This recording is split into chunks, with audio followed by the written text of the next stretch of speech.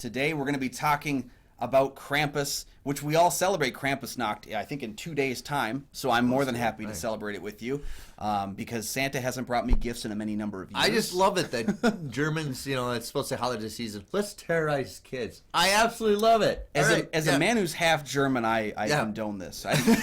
I've let this happen for far too long. Like people dressed in parades and that dress as Krampus who actually picks up kids and takes them, and the parents are like, "No, this is fun." There are so many people that don't believe that Office thing about how there's stories about people getting their limbs cut off during the holidays. That's what German Christmas is. So today we're going to talk about the cult classic, Krampus.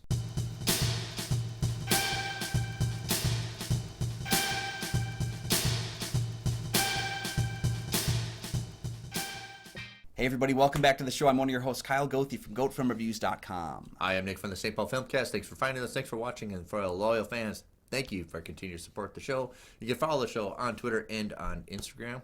Yes, we do have a Patreon. Check that out for some great deals to tell us what movies we should review in the future. Both Kyle and I are members of the Minnesota Film Critics Alliance. Check out that webpage for critic reviews as well as ours. And today we're going to talk about his big hit he loves in the winter, Krampus. I've never missed a year of it. When Max's extended family gathers for the Christmas holiday, the young boy gives up on the holiday spirit, ripping up his letter to Santa Claus, and unknowingly awakening Krampus, a demonic being who punishes non-believers.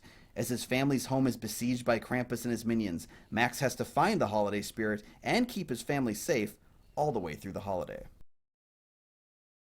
So this is a real mythology exercise in, I think, predominantly in Germany. I don't know if they do Austria. Austria, I think, is where a lot of the really heavy mythology has come from. All right. If you participate in it, please let us know. This is interesting because it's just I get a chuckle out of it. Hey, it's holiday season. Let's continue to tear it. In the past decade, I've sat on Krampus's lap more than Santa's lap. So I'm just going to say right now, all right, it may be more predominant now. Okay. So the director is. That's Michael Dougherty, who recently did Godzilla King of the Monsters. He's also most famous for his horror anthology Trick or Treat, which comes up every single year when people ask me, Kyle, have you seen it yet? No, I still haven't seen it yet. I haven't seen that either. It's not the 80s Trick or Treat. No, the 2009 Trick or Treat. That's how you can tell the difference. Is that the one with Anna Paquin? Yep, Anna Paquin, that really creepy doll with the orange circle. That's still a solid horror movie, right? So, and of course it starts Adam Scott, who always seems like he doesn't want to be there. No matter every movie, he just. I mean, if you had the family that he's got in this film, I'm sure he wins the audition for everything. He has that aesthetic look like, do I have to be here? Almost like Jason Bateman. Yeah, he's got resting complain face. Nice, exactly. Even with even when he's enduring with his kids, you're faking it, man. Yeah, but he's also a part of recent horror royalty to this viewer because he's also in one of my favorite remakes ever, the Piranha remake from 2011. And this film, he's not a guy that's known for horror, but he did get a start. He's known for comedy, right? He was in Hellraiser 4 back in the 90s. So the man's got a start in horror, and I think he's coming back every once in a while. It's nice to see bigger actors, more well-known actors who don't avoid it like the plague. Yeah. And we're seeing that a lot more in the last decade. Not to confuse with Andrew Scott, the British actor who was in 1917 and he was Moriarty in Sherlock. Oh, yeah. Not Andrew Scott, Adam Scott. Then you got some other classics. You got Tony. The big Tony. Who's still the Tony who doesn't have an Oscar. Tony is not afraid to do really anything.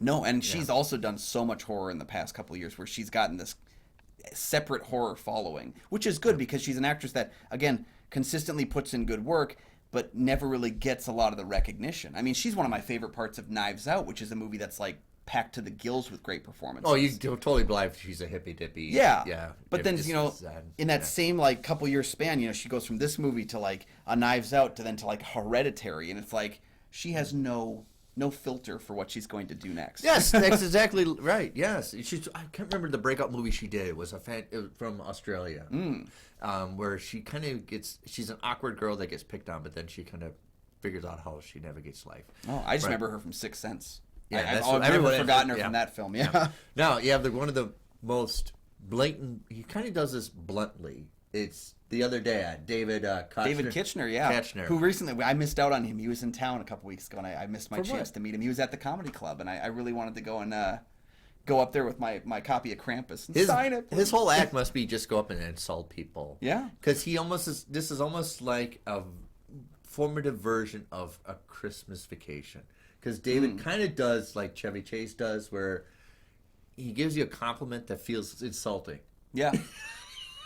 Yeah. Oh yeah, you like sports? Well, well, that's important too. Yeah. He's really good at inverse compliments. Yeah. Where it's like he's about to say something nice and then kind of ends it with one word that changes the perception of things.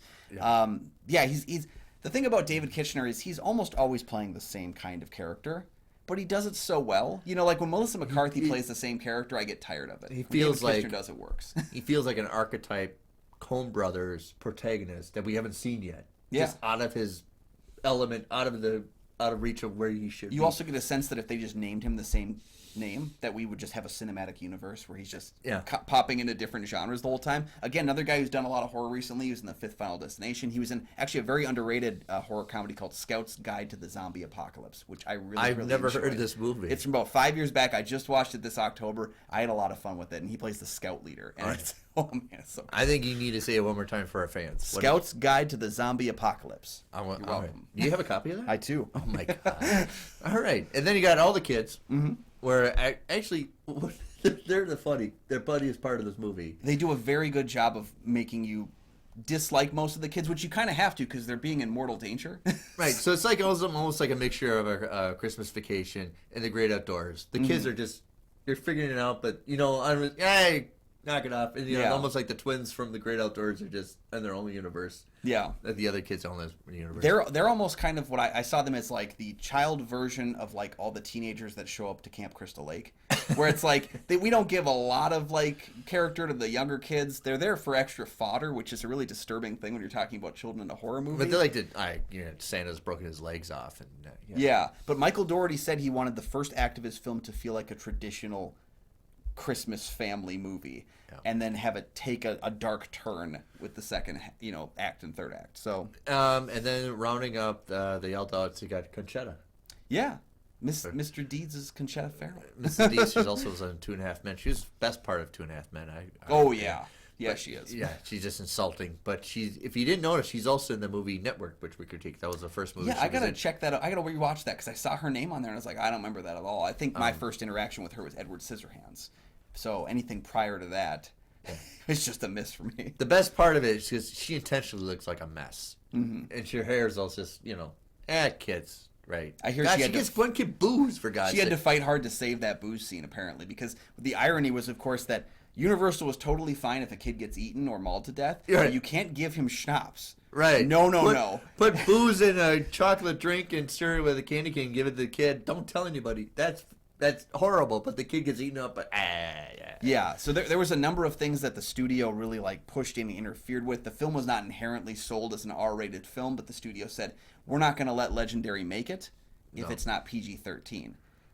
Which is something that Dougherty's come out and said, I'm fine with it. I accept it. It's the movie I wanted to make still. But there has been that recent resurgence. Scream Factory released the naughty cut of the film, which is an R-rated release. I've been dying to get my hands on. What the hell? You didn't tell me about this. I didn't have the money. Okay. I didn't watch the traditional movie. All right. Yeah, I just did too. I'll get that naughty cut eventually, bud. Right. And so overall, this is one of those things. Why didn't you come up with this concept before? Because it's not something relatively new. The mythology has been around for a couple hundred years. Yeah. Why did we ever get a Krampus movie before this? My God, we got Leprechaun before. We got Krampus. Yeah, I was almost convinced that this idea came from Rick and Morty because one of the leads of that show, Justin Roiland, who voices both Rick and Morty, he also voices one of the gingerbread in this film. They have Krampus in an episode of the show. And then this movie comes out relatively after Rick and Morty starts airing, so I thought maybe there was that connection, but no, it sounded like Dougherty had not heard of Krampus, but someone sent him a Christmas card with Krampus on it, and he said it was love at first sight.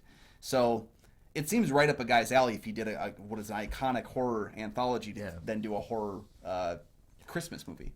And so before we get to review, I just want to say this got panned hard at critics.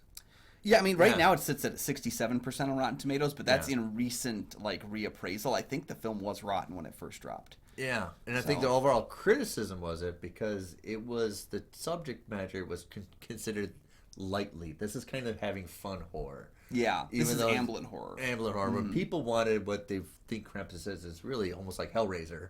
Yeah. And they just didn't get that. So I think the balance of what they got, which they thought they were going, is expectation, right? Yeah. They didn't. They weren't. It wasn't the movie they thought. Critiquing the movie they wanted instead of critiquing the movie they got, which is Yes. something that we've all done. I've done it before myself, and on reappraisal, a lot of movies that I disliked have ended up being ones that I've really appreciated. But it is something people go into. The trailers didn't inherently sell a comedy, but I knew most of the cast had comedy chops. Yes. And so I started to put those pieces together in my head. Maybe other people didn't because the cast is known, but it's not like, these aren't like superstars, Yeah. So at the time, I kind of already knew that since it got such, it was brutal reviews when it came out, that this was going to be a cult classic. It just happened. I knew it was going to do it. And now it gets a lot of favorable because, after a couple of years, people are like, let's watch that silly movie again and have fun. And that's how you get a cult classic. Initially comes out, people are just going to trash it. Mm-hmm. But after a few years, like, oh, it was a little too hard. Let's just have fun and enjoy. Yeah. Yeah. And if the film isn't for you because it's not horrific enough, there are other alternatives. There's like 30 other Krampus movies because the name is public domain usage. You can make a Krampus movie. You don't have to make anyone happy about it. There's a number of horror ones. There's also one that I kind of did called A Christmas Horror Story, which is a Christmas horror anthology. Yeah. That came out, that one of the stories does feature a Krampus character. It's a pretty cool little story, and an otherwise, an uneven kind of anthology, but it's less comedy. So, yeah. Up next is kind of a review. Oh man, I love It's the greatest horror movie of all time. No. The thing about it is, this is probably the only horror Christmas movie that I have to watch every year. All right. And I know I live in a world where there's Black Christmas and there's Silent Night, Deadly Night. Yes, I've seen all 6 of those. But this is the one that I have to go to every single year. And if I don't, Jamie, my wife, will make sure that I do. If it's not one that I pull off the shelf every year, she will be, no, Kyle, we're watching this. And we've averaged at least once a year since this movie came out of watching this together with Coco and snow coming down. More often than not, though, we watch it a second time because we're showing it to someone else. It is ridiculous. Yeah. Right. And that's, I think, the greatest selling point to this. I think he wants, I don't want to say the word, but, it's not, it's just, he knows what it is. Let's have fun and terrorize kids, right? Well, the thing about it is, I haven't seen Trick or Treat, but it seems like Trick or Treat has kind of a comedic tinge to the horror as well. They're playing around with the idea. So again, if you know Doherty, you know that what he's doing. Even if you watch his Godzilla film, King of the Monsters, there's a lot of like intense action and sci-fi spectacle to the film. But then every once in a while, there's that like peppered in comedy too. Like he's really done that. Doherty's written a number of superhero films. What are superhero films if not a lot of action with peppered in comedy? And so I think there's that idea that this is the movie he was going to make. And it's also kind of a smart idea because you don't have to make someone believe that Krampus is a real thing. Like, you don't really have to sell the idea. You can have fun with it and then treat those with respect. So you've got this really excellent creature design. Creature design wins me over in a heartbeat. Right, his eyes, it's almost like he's got a mustache. There's the idea that it might be a mask, but but it's also might be his real face. It's it's very disturbing. much like Jeepers Creepers did, right? Yeah. Is that his face or somebody else's mask, right? But yeah, I think you reveal the creature right at the right time. Yeah, I think so. Yeah, you get a little bit like little minions, the gingerbreads and the other little monsters. The minions, I think, are the things that really uplift the film, is because there's a so wide swath of different ones. Each one embraces a different idea of it, but they're also tend to be based on what's called like the Yule Lads aspect of like the minions of Krampus. Yeah. So it's kind of like based on that, but they're given kind of a Christmassy tinge. Where like how would you intercept someone's home? You get a gingerbread cookie in there, Right. Yeah. Yeah. And it's almost like that carousel or very brightly multicolors horror movie. Yeah. Because the family time is very condensed. It's almost claustrophobic. Like, just get away from me, right? Yeah. And as they're forced more and more together as the film goes they get more and more crunched together. So, right, I'm kind of a hypocrite. I enjoy this movie more now than I probably years when I first saw it. But you have to get the right, because I was like, I'm going to watch this ridiculous movie. And it was ridiculous, and I got disappointed. Yeah. Right. Yeah. I think you have to come in like, this is so stupid. You have to enjoy it. And you're not wrong, though, too, because when you watched the film for the first time, you probably just had preconceived notions of things you wanted it to be that it just ended up being. It's kind of a weird movie. Like, and you do have to be in the right frame of mind. I went with a buddy of mine to opening night in the middle of a snowstorm. Shut the hell up. Yeah, and like we got those big ass popcorns, and we got adult beverages, and we just had the time of our lives And in that's this what you have to relatively do. empty theater. Yeah, that's what you have to do. And I think a lot of people are kind of accepting that this movie, when it's fun. Yeah. I think you have fun. Not to mention, you're having fun where the kid is almost going into the pit. Yeah, exactly, yeah. I'm sorry. No, you're not. Well, and we've talked about horror comedy on the show so much, where we talk about the horror has to work and the comedy has to work. And if you're watching it and one of those doesn't work and they're both very subjective, the movie's not going to work for you. So I can see this movie being a really tough sell because most holiday horror is hard-edged horror. Black Christmas, Silent Night, Deadly Night, Christmas Evil, extreme. There's no fun in Silent, it's not about the fun in those movies. Yeah. This one is one that goes into it with a fun. I mean, that opening on Black Friday in the shopping center, previously working in retail, that's how it happens. Oh, yeah, the slow motion. They set you up and tell you what kind of movie you're about to watch, and I do appreciate I forgot about that. It sets you up exactly what it's going to be. It's ridiculous. Oh, yeah. And then people, it's not just the movie's ridiculous, but the people, when it's holiday season, just are acting out of their minds. Yeah, this is a movie that I can't wait for my nieces and nephews to be old enough where their parents don't realize I'm about to show them Krampus. I agree. I think my 12-year-old niece should be ready. Yeah, she's about there. I've got these like single digit kids right now where their parents are all really closed off about horror, and I'm like, soon this will be time. Right. So, and that's pretty kind of a quick kind of a review for us. Yeah. I adore the film. I think I don't think there's really flaws to it outside of there's a few things that I find disagreeable, like when slight spoiler, when the oldest daughter goes out to see her boyfriend and they're like concerned about her, but they're not that concerned about her when she doesn't come back. And it's kind of like, those are my little nitpick things where it's like they don't bother me, but I can see that they're there. And that's my only issue with the film, is there's a few just like nitpick things that I think could have tightened that up, could have fixed that a little bit. Yeah.